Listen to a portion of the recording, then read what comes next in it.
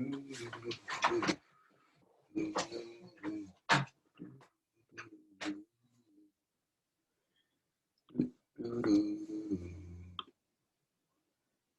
morning. Hi, Rebecca. Uh-oh. I don't see a microphone by your name, Rebecca.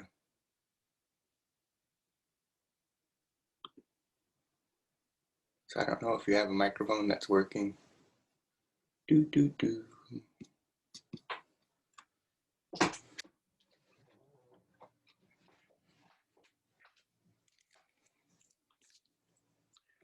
Everybody, I know everybody usually gets here exactly on time at 7:15, so we will wait.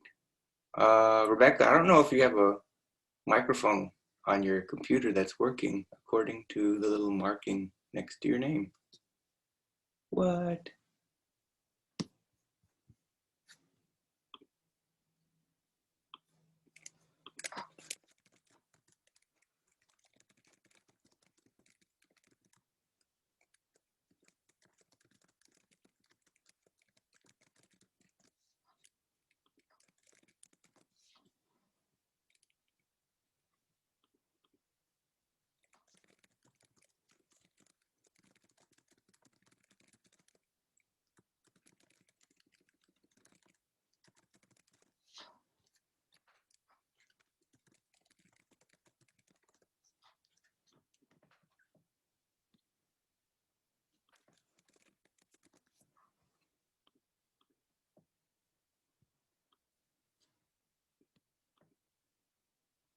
Oh, I guess now you have your phone in.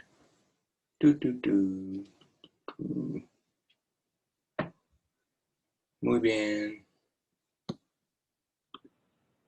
Can you hear me? I can now, yeah, thank you. Okay. Did you have to call in? I did. Is your computer, don't you normally do meetings you said on the computer? Yeah, but I'm using my personal computer. Okay. Our meetings are usually on my work computer. And Zoom is usually just a call-in. Oh, okay. So then. Yeah, we tend to use WebEx more often, so Zoom for me is still fairly new.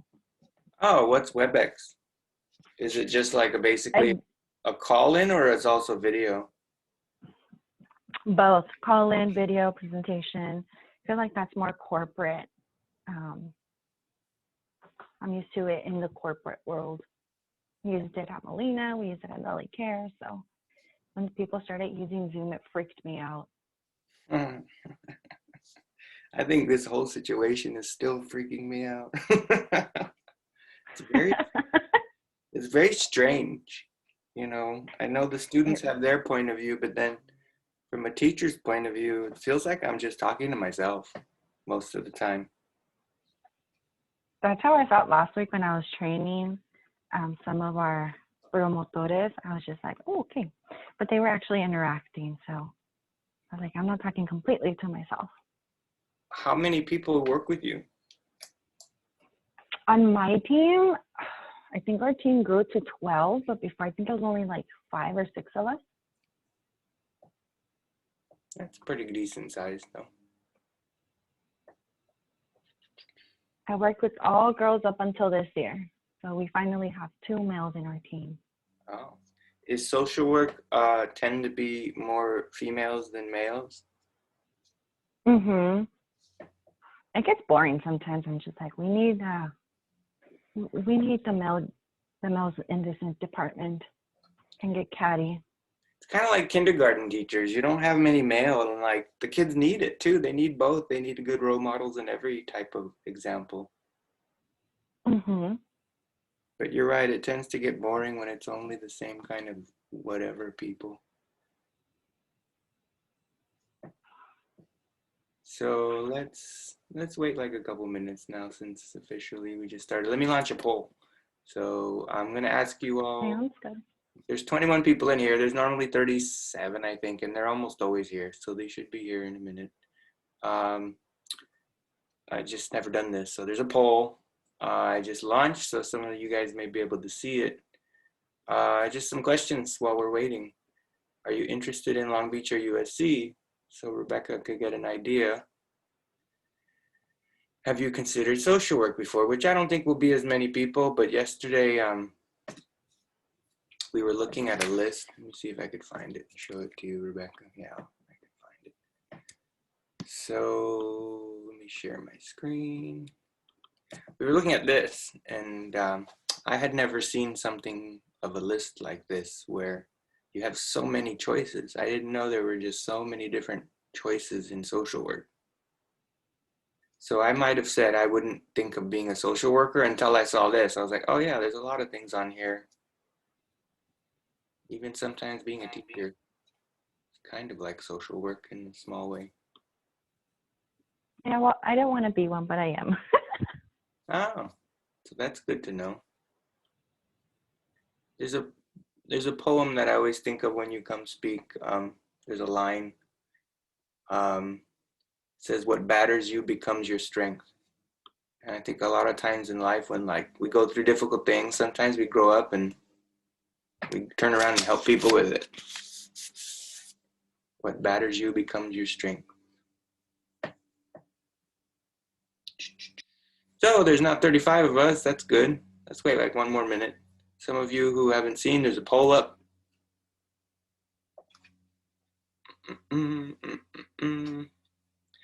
Are you interested in Long Beach or SC? Oh, hey, there's Rebecca. Okay, sorry. I need my morning coffee. Go ahead. That's what I'm doing here.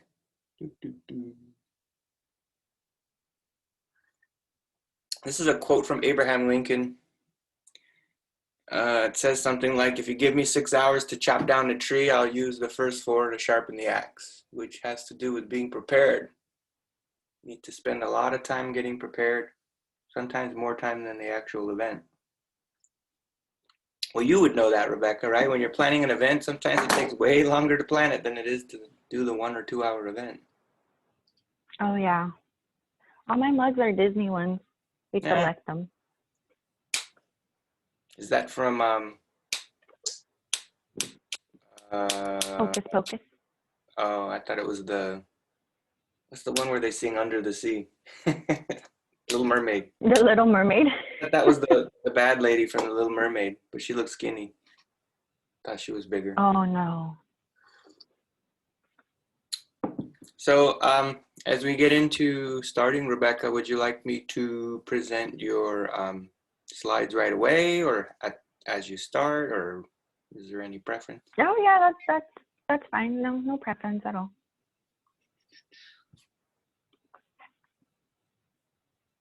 When you were in high school, had you heard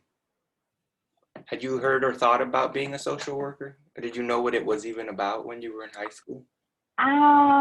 So when I was in high school, I'm gonna say that, you get that perception that social workers are there to take away your kids. If a social worker is involved in your life, it's because something isn't wrong with your family or you're just in danger. And I think that's just the perception that we grow up with. When I told my parents I wanted to be a social worker, they literally lost it. They were not happy about it. They told me that I wouldn't make any money. I'm actually making a nice living. So it really just depends on the type of social worker, the type of social work that you do. When I was in high school, I wanted to be a lawyer. That was the goal up until undergrad. And going into undergrad, I went in undeclared. I was involved in EOP, and they told me that a social worker, English, or I think poli-sci would be my best options if I wanted to go to law school. One, I hate English. I'm the worst speller. If I didn't have Word, I catch my misspellings in my emails and in documents sometimes, so I have to make sure I proofread everything. I might have my master's degree, but we're not all great spellers. So I think it's just been a learning experience, and I know English would have been something I would have been extremely miserable in, and I would have changed my my major eventually. And poli-sci was just never my passion. So this kind of just ended up falling on my lap. Mm. When I sat in my first social work class, they're like, who wants to be a licensed clinician? I had no idea what that meant. I didn't understand what it entailed. I was like, I'm going to law school. This is the only reason I'm here. And things actually ended up changing, and now I'm actually a project manager, and I absolutely love my job. Oh, great. Even though it gives me gray hairs. But yeah. I think it's interesting. I'm getting a diet this week, so. We all we all have these like different journeys where we start thinking we want to do one thing, and then like all these different things happen, and we kind of change directions. So it's kind of, I think, important for students to know that even if you know think you know what you're going to be, you often change your mind as you go. You learn about new things out there. So let me introduce. Yeah. Good morning, everybody. Good morning. Thank you. What we'll end up doing is I'll introduce Rebecca, and then she'll speak for a bit. Then we'll take some questions like through the microphone verbally, and then if that dries up, we'll do it through typing, because some of you are more comfortable through typing. Rebecca was a student of mine.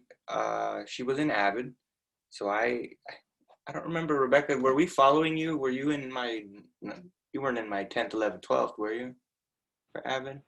Or just 10 and 12? I think it was just 10 and 12. 11, I was with Okay. Ms. Regalado. Yeah, that makes sense. Because before that, there was a time we started with them as freshmen, and we kept following them every year. It didn't seem to work out. So she was, like I said, in Avid. I remember her being kind of a good student, kind of quiet. She seemed pretty involved. She was a very nice, hardworking, polite, kind person. She was a pleasure to have in class, but she's one of the ones where I get to see kind of what happens. You know, we get to see sometimes more so now with the internet, we get to see what happens with our students. Where do they go? What do they end up becoming? And so Rebecca has tended to come and speak to the class. And I think every time that she does, I learn something new about her and her life, and so many things I didn't even know about were going on in her life at the time in high school. So it makes me realize there's a lot we don't know about each other. So I will introduce Rebeca Reyes. And I don't know what the AC stands for. Maybe you could explain for us. The AC is for accredited social workers. I'm currently working on my license. So hopefully I pass my test next month, so I can be a licensed clinician. I will let you guys know I'm not the only one that lives here. There's construction outside of my house. My two nieces will start class at 8:45, so they should be waking up soon. I usually take all my meetings that I have to do live from my fiance's house, but I didn't want to be there today. So I miss being home. I have my brother is a barber, so he's working in the back as well. So he's cutting hair. My mom's in the room right now prepping my niece's class. And then my other brother's still asleep. So welcome to the hectic life of working from home and doing school from home. So again, my name is Rebecca. I went to MHS back in 2011. So crazy to think that I'm presenting now. When I sat in your seat back in 2008, there was the economical recession. My parents had their own business. They were struggling financially, and who knew that I would relive a second recession in 2020, working primarily from home. So it's interesting. I've learned to, there's a recession. We got to hustle. Sold tortas in high school. Yeah, I was going to say, that's the one thing I was going to say. I started laughing. I had forgotten about that. Me and Mr. Frazier, I probably will always remember Rebecca because her parents at the time had a little bakery, and she would get the nice little bollitos, I think they're called, and the bread, and then she'd make sandwiches and she'd sell them. And you're not supposed to do that. And I would, not buy them from her every now and then. And they were good. They were delicious. So I remember that, admiring her, and maybe one other student has done that. The hustle, not in a bad way, a hustle, but the drive and determination to kind of be a little businesswoman at the time in high school. So that's something I'll never forget. let me go to the next slide. Yeah, and it all started back in, I think, 7th grade when I was an avid at LMI. You know, you do the college visits. I wanted to go to San Francisco. My parents didn't have the money for it. 8th grade came around. I wanted to go to San Diego. And my parents still didn't have the money for it. So our avid teachers at that time actually were fundraising for a lot of the students. And, you know, I started fundraising too. And that just kind of swept into being in high school. And, you know, I wanted a quinceañera, and how was I going to pay for my quinceañera? It was through my tortas. And the same went for grad school, undergrad, sorry. So it's nice to be back. I think last year was the first year I didn't present to your class actually in a really long time. So I love coming back. I love talking to students. Again, I didn't want to be a social worker, but the profession kind of chose me. I didn't choose a profession. I graduated from Cal State Long Beach back in 2015, and I graduated from USC in 2017 with my master's in social work. Kind of did everything A to Z, followed everything by the books. I did everything I had to do to get where I am today. I think I'm one of the lucky ones that, you know, followed everything step by step and actually had the opportunity to just kind of sweep through it and get a job right after. I know it's not easy for a lot of people. For example, my little brother just graduated from UCI last year, and he struggled to find a job. Right now, he's actually a tutor for or he teaches little kids how to program. Mm-hmm. So, you know, it's different for everyone. And correct me if I'm wrong, I heard you guys no longer have to take the ACT or the SAT. Because of the coronavirus, they didn't think you could go to testing centers, so they canceled it for the next couple of years. It's a small chance they never bring it back. I think they won't. They've been trying to move away from it at colleges, but yeah, there's no more SAT right now. Well, I scored really bad on my SAT. I scored an 1100. Everybody makes fun of me. They're like, you probably got one question right and your name. My ACT, I did pretty bad too, but I must say I got really lucky into getting into undergrad. And actually, Cal State Long Beach was not my first choice. My acceptance letter got lost in the mail. I didn't know I had gotten into Cal State Long Beach until I got a financial aid package. And I called and I was like, I think you guys made a mistake. I received a financial aid package in the mail. I never received an acceptance letter.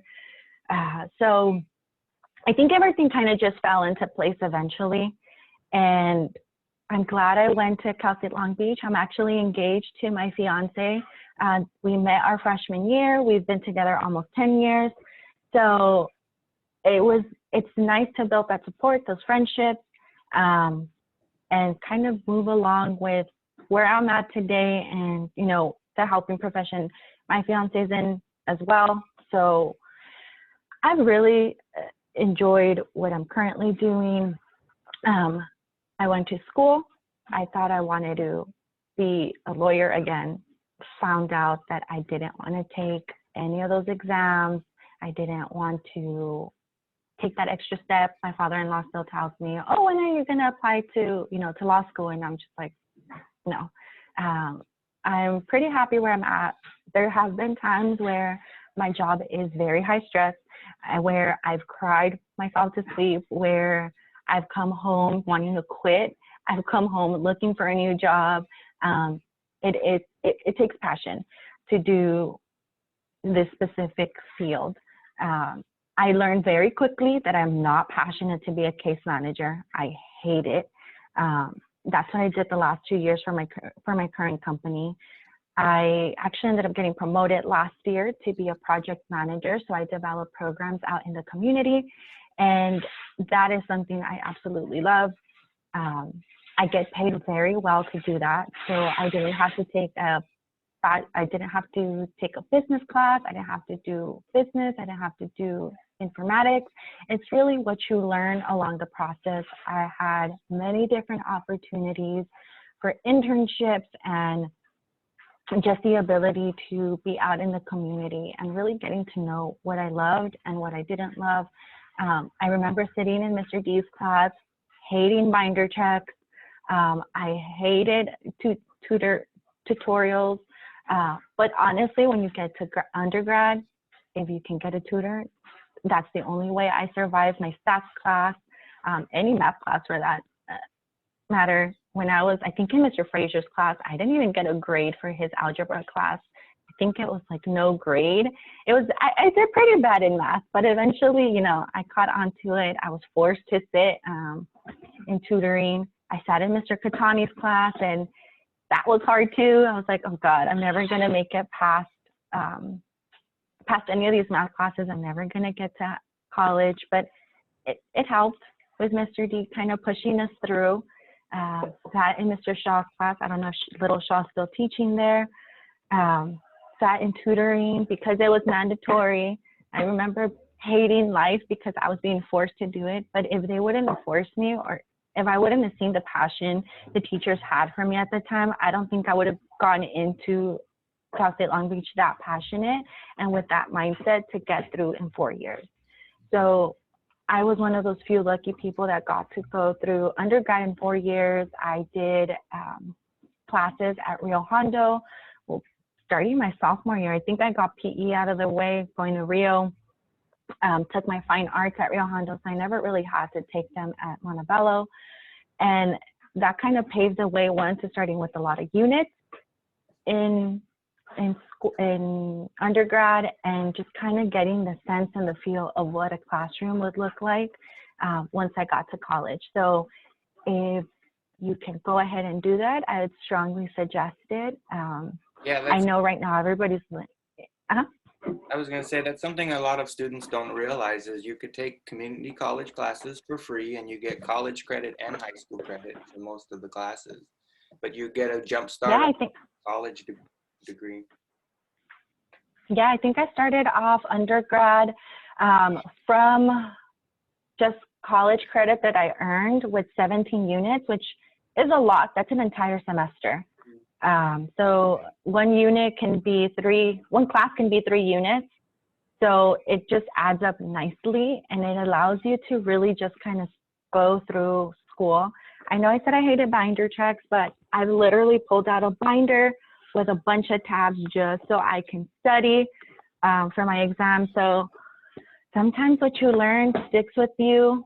I know everybody's moving away from, you know, paper and doing everything with iPads and computers, but I still love to write my stuff down.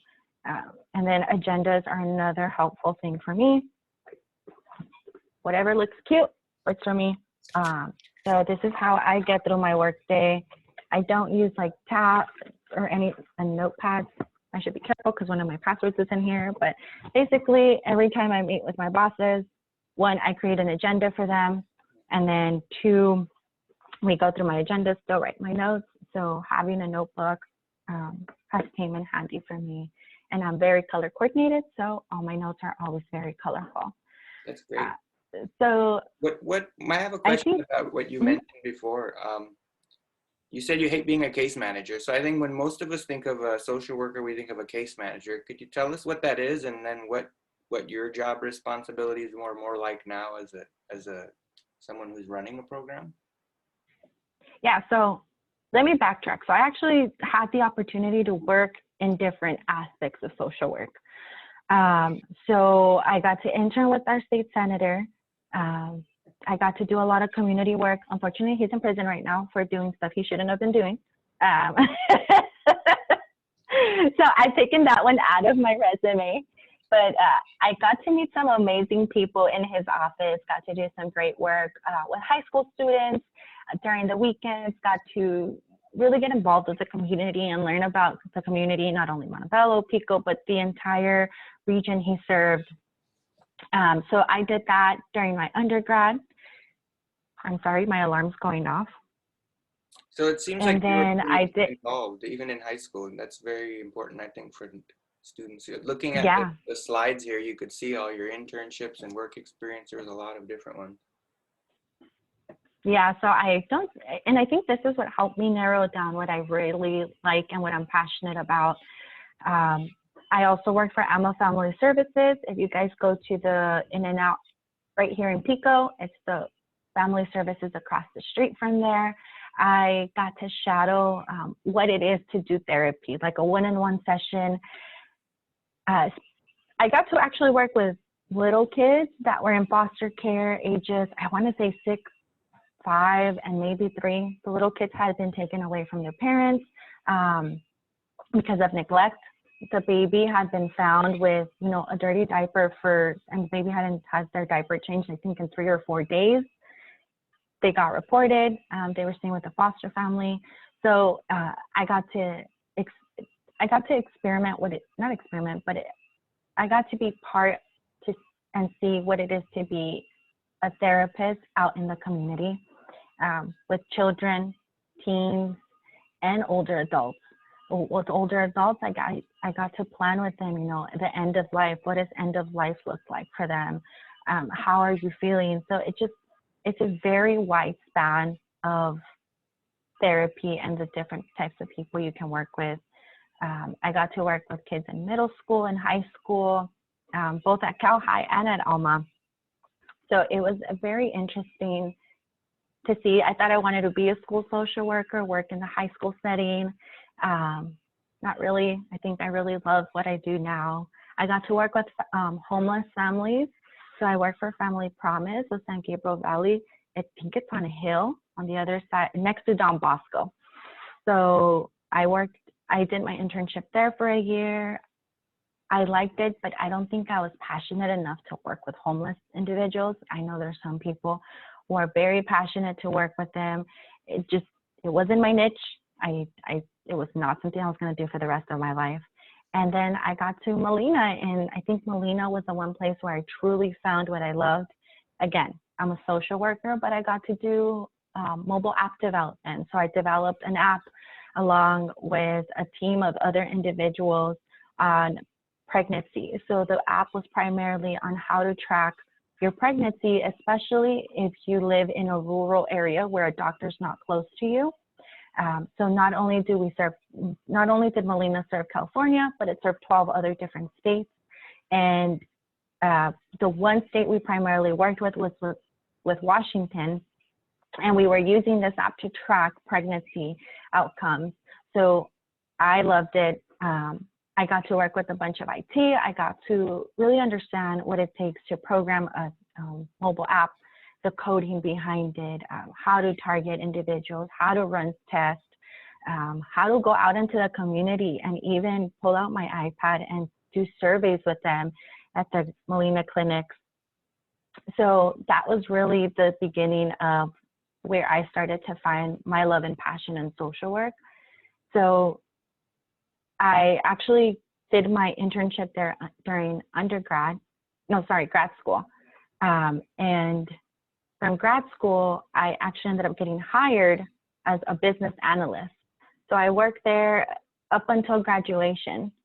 And I ended up finding another job with LA Care Health Plan. So I'm sure a lot of people have their health plan is LA Care.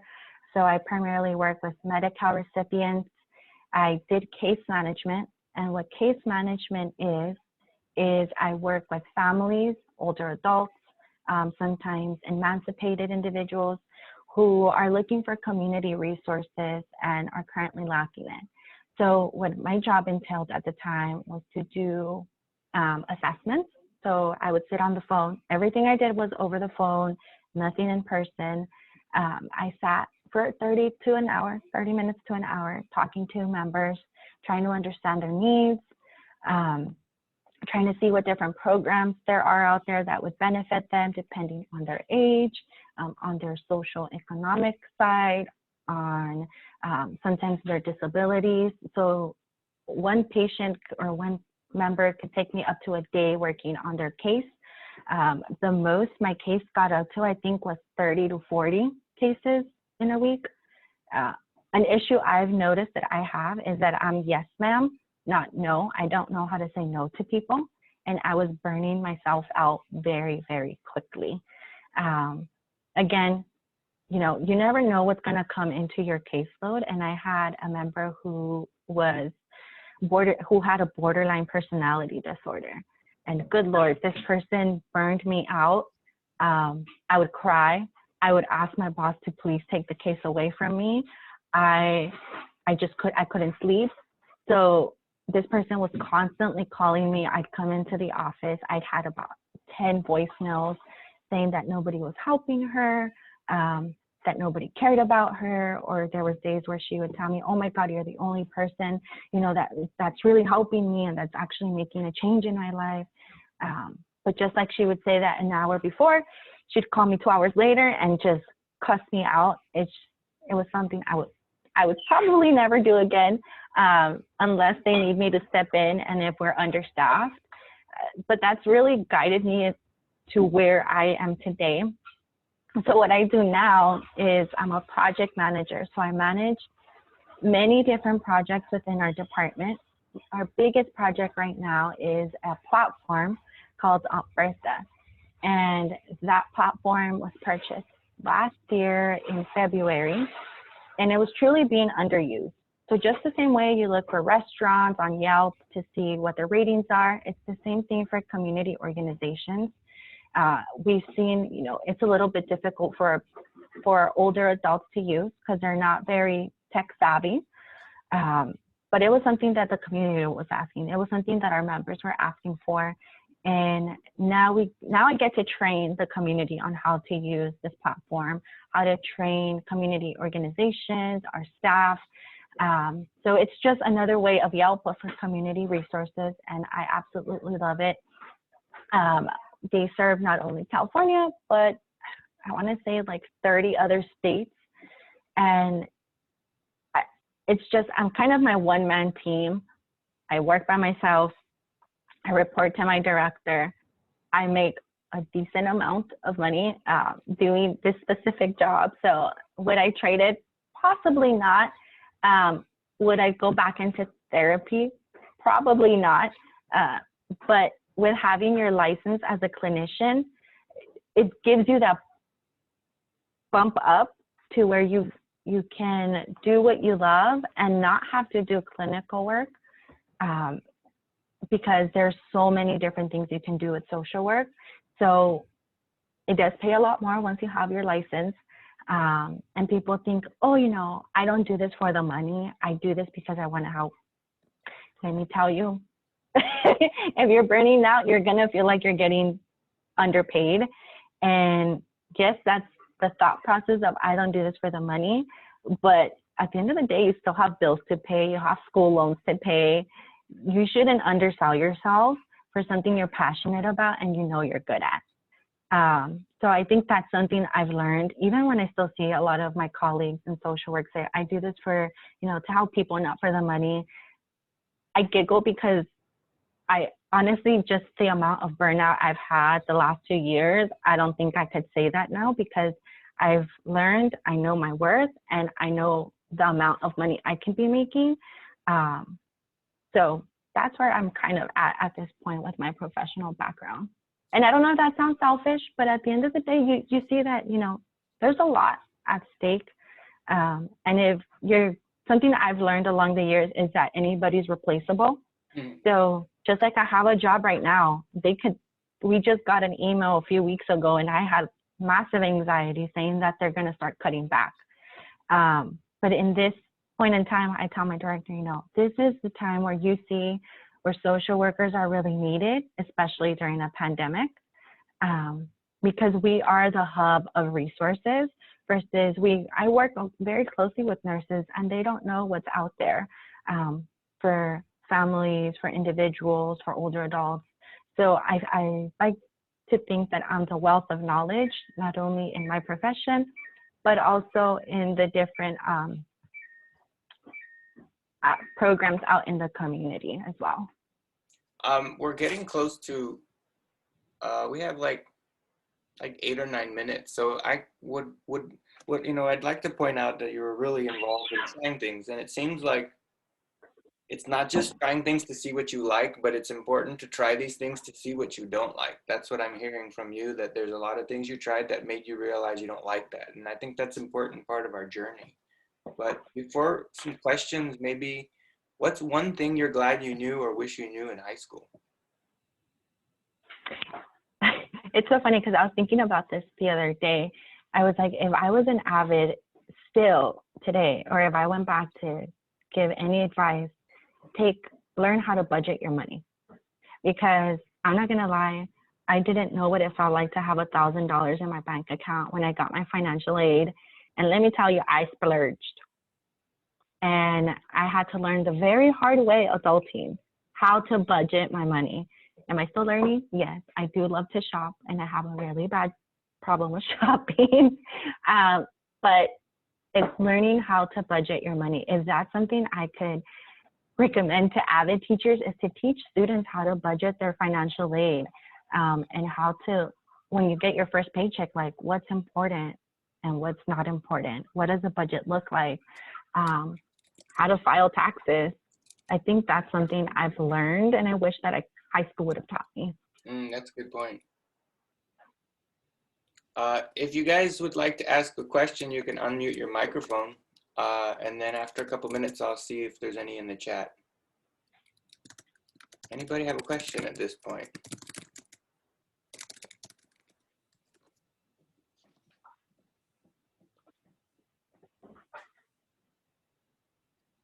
There's so much more I would interrupt like I always do and ask you, Rebecca, because I think there's a lot that you've been through in high school, and we didn't get to hear as much about your college. I wish these periods were a little bit longer. Maybe while we're waiting for a question, or maybe is someone asking a question, or was that you talking? No, I think that was me talking. Now I was just gonna say, I think another thing that I learned, so today actually marks my dad's 6-year anniversary, his death anniversary. And I think it was my second week on my last year in undergrad. And I don't think if I wasn't in my social work classes, if I didn't have a strong support group, I think I would have dropped out of college. Yeah, I don't know if you guys heard what she said. Her father passed away. When did you say, was it this week or today? So today is actually his 6-year anniversary. So he passed away the second week of my last year in undergrad, and my brother passed away the first week. So my brother's death anniversary is actually on Friday. So his is, I want to say 8 years. And he passed away my first year in undergrad, my first or second year in undergrad, back in 2012. So trust me, it was hard, especially going from a small community you know and trust to going out into the real world where you don't know how to react. And this is probably the first life-changing thing that ever happens to you. So there were times where I thought about dropping out of school because it was too much to handle. But if there's something I can tell you, always look for help, whether that be from anybody in wherever you decide to go to school. If you want to go to therapy, there's nothing wrong with therapy. So many celebrities go to therapy. Or just surround yourself with people that are really going to be with you. And I think that's where I learned the people that will stay with you in the good and the bad, and the people that will just eventually kind of dwindle out of your life. And I'm lucky enough that I've had 2 friends from high school who get to be my bridesmaids and who were there for me.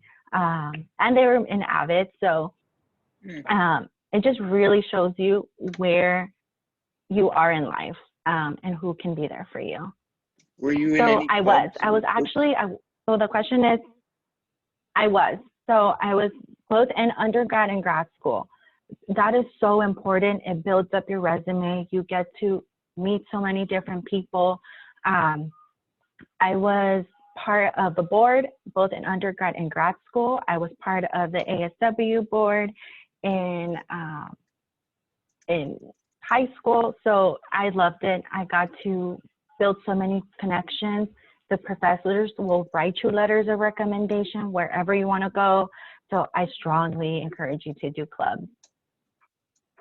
The favorite part about my job, is Friday. No, the favorite part about my job is getting to train people and teaching them how to use an entire new system. I was actually planning on going back for my for another MBA, but I've decided not to do that. I don't think I would actually enjoy it, and I think I'm okay where I'm at right now. So the favorite part of my job is to teach. Just the fact of how technology is impacting today's society, and I get to teach people how to use and implement technology in their everyday lives now, and how that actually impacts their health. So I think that's the favorite part of my job. And some of the clubs I was part of, Go ahead. Oh, I was just gonna say some of the clubs I was part of was I want to say it's called ASW board, so our Associate Social Work Board. I was part of another one called Lobby Days. So Lobby Days is when a bunch of social workers go up to Sacramento and get to lobby different bills with a bunch of different social workers. That's so much fun. I actually really enjoyed that. Went 2 years in a row. How I would get to school, oh my God. So in undergrad, I didn't have a car. I thought my dad was going to drive me to school. That was a harsh reality. I had to wake up at 5 in the morning every day to get to class. My first class was at 8 a.m. So I took the bus from Rosemead all the way to Long Beach. And then from Long Beach, I took the Long Beach Transit. That was about a 2-hour commute. I hated it. I got my own personal stalker. My mom had to start taking the bus with me. But eventually, I ended up getting my own car. I pulled out a school loan, bought my first car. I'm on my 4th car now. So I think it's a reality check when you're used to your parents taking you to school. Or even if you live on campus. I didn't get to live on campus. Again, my parents were very conservative, very like tight-knit. Grew up in a very Christian home. You don't want to go, they didn't let me go. But my little brother got to experience living on campus, so I am jealous about that.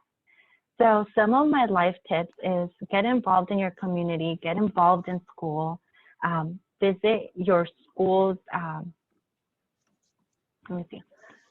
visit all the schools you want to attend. That's something I did, and I loved it, and I found the school I fell in love with. Learn about budgets and managing your finances. I think that's my biggest takeaway for all of you. Apply for EOP. EOP is absolutely amazing. I love it. I still have that connection with my EOP advisor. I wouldn't trade that experience at all. They have their own advisors. They have their own tutors. It was amazing. If you need a tutor, absolutely get one, because you don't want to be struggling and then end up dropping out or falling behind. Become involved in school. That's where I made so many of my friends. Friends I still talk to from undergrad and grad school. Find alternate options for books. You don't need to buy the expensive books. Trust me, I bought the expensive books. I later learned about all the different ways you can get books through your iPad, through your Kindle, I think at the time, your laptop. I learned you could print out and get your book spiraled for the book that cost, I think, $180. I did that for $15. But saved me a lot of money. And if you feel overwhelmed, and talk to someone or see a therapist. I think that is very important, especially if you're a first-time gen going off to college. Sometimes you feel like people in your community might not understand you. So if you need to see a therapist, it's okay. I know, sometimes the Hispanic culture has a very bad perception of what therapy is. And even I've learned that through my fiance's family, who's Sri Lankan. They don't believe in mental health. But I think, again, a lot of celebs, a lot of people on social media are really pushing for mental health, and just enjoy your life and be ready for this next change and this next part of what adulthood is going to look like. Thank you, Rebecca. If anybody has questions, I could send them along and we can get responses. So please don't hesitate. Those of you who have more questions. That's a good question. What do you think your life would be like if you became a lawyer? But it might be too long to ask right now. Oh no, I can answer that one quickly. I wouldn't. I think it's the way I view people. I wouldn't feel okay with just a lot of the things I've learned that other lawyers do. And I wouldn't be as passionate, and I don't feel like I'd be able to help people as much as I've been able to help people as a social worker. Thank you. Thank you, everybody. You all can go. I don't know if you want to put a little thank you in the chat, since we can't clap, I guess. We should have thought of figuring out a way to do that. We should all turn on our microphones and yell. Thank you very much. We appreciate it. It's always nice to hear about real life experience and people who've been in Abbott especially. So we really appreciate it, Rebecca. But again, maybe if we have more questions, I could either ask you some or we can email you. Bye, everybody. Have a good day. Yeah. Kaylee, thank you. Sarah, thank you. Janet, Naomi, all these people. Oh, if they have any questions, I'm more than happy to answer them. Yeah, you guys also could stay for a couple minutes. I mean, we have like 2 or 3 minutes. That's it. I'm still trying to get used to this schedule. It's so short. How long are the classes? There's technically, excuse me, they're 38 minutes, like 40 minutes. But the problem is they give us 3-minute passing period. It's ridiculous. It's like you can't even go to the bathroom in 3 minutes. So wow. Yeah, it's just like class, 4 in a row, and then there's a break. So I got to get going to geometry. So I'll see you later, I guess, in 8:40. Sounds good. Thank you. Bye. This is so unusual, but I appreciate it. Yeah, no problem. Bye. Bye.